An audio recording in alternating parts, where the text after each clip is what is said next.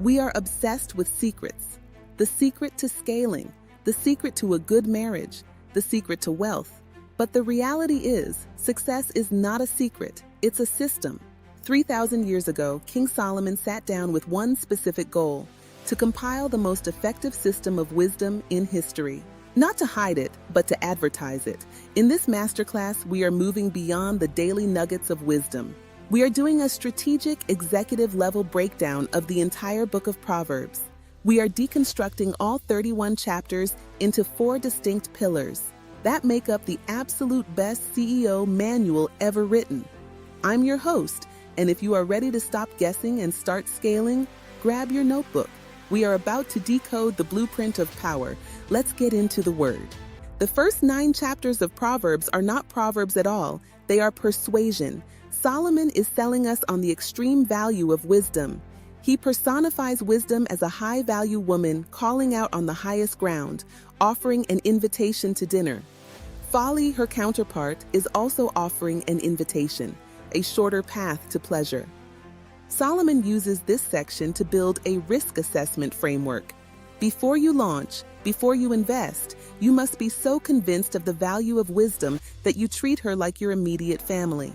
Chapter 7 is a brilliant case study on due diligence. It describes a man who walks into a trap because he was void of understanding. He fell for the much fair speech. In our world, if you don't do your research on a partnership because you're blinded by the sweet talk of high returns, you aren't a victim. You're unprepared. Don't trade your future for a shortcut. Pillar 1 is about protecting the investment. Let's move to the next level of the blueprint. This is the longest section of the book, and it's the system of logic Solomon built for his people. These are the contrasts, the 1-2 punch verses that show the inevitable results of specific actions. You see a clear pattern here: the diligent hand versus the slack hand. This pillar deals with your reputation, your debt, and your work ethic. It teaches that your personal brand, your good name, is your most valuable compound interest asset. Solomon is very clear. You cannot pray for the harvest and have a slack hand in your daily habits. Your consistency is your currency. If you can't manage your budget and your mouth, you cannot lead. Let's look at 2 specific contrasts from this section. Solomon's core law for growth. He becometh poor that dealeth with a slack hand, but the hand of the diligent maketh rich. Your reputation is your signature on the market. It has to be indelible. Don't sign off on low quality. These are the operational nuggets: honest weights, few words, and swift execution. Master the daily operations, and you master the field. Let's move to Pillar 3, advanced leadership. Centuries after Solomon, the men of King Hezekiah compiled more of Solomon's Proverbs.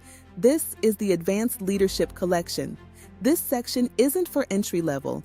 It is for those sitting in the rooms where decisions are made. It addresses how to handle a CEO, a king, how to deal with competition, and the absolute danger of pride. Proverbs 27:17 is here. Iron sharpeneth iron, so a man sharpeneth the countenance of his friend. That is the mandate for mentorship. You are only as sharp as the people you allow to challenge your status quo. In this section, Solomon breaks down the relationship between a leader and their internal culture. It's about sharpening your team from the top down. Here are the boardroom principles. Let results promote you. Handle conflict in private, and keep your heart humble. These are the tools of elite leadership. Let's finish with the final pillar. The book concludes with 2 guest speakers, Agur and Lemuel. This final pillar is the physical manifestation of wisdom.